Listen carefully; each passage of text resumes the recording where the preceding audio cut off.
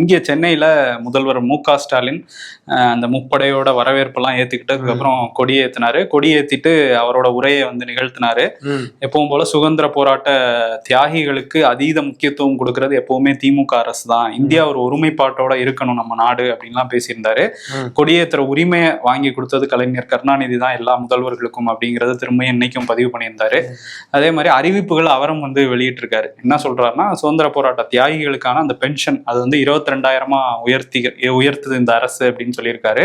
அவங்க குடும்பத்தினர் வாங்கிட்டு இருந்திருப்பாங்கல்ல, அவங்க மறைஞ்ச பிறகு அதை 12,000 உயர்த்துறோம்னு சொல்லி இப்படி சில அறிவிப்புகளையும் வெளியிட்டு இருக்காரு. அது மட்டும் இல்ல, முதலமைச்சர் தமிழக அரசு சார்பாக கொடுக்கப்படுற வழக்கமான விருதுகளையும் கொடுத்திருந்தாரு. அந்த வகையில தகைசால் தமிழர் விருது இந்த வருஷம் பேராசிரியர் காதர் மொய்தீன் அவருக்கு வழங்கப்பட்டிருக்கு. அதே மாதிரி டாக்டர் அப்துல் கலாம் விருது இஸ்ரோவினுடைய விஞ்ஞானி நாராயணன் அவருக்கு கொடுக்கப்பட்டிருக்கு. இன்னும் பலருக்கு பல்வேறு கேட்டகரிஸ்ல விருது கொடுத்திருக்காங்க.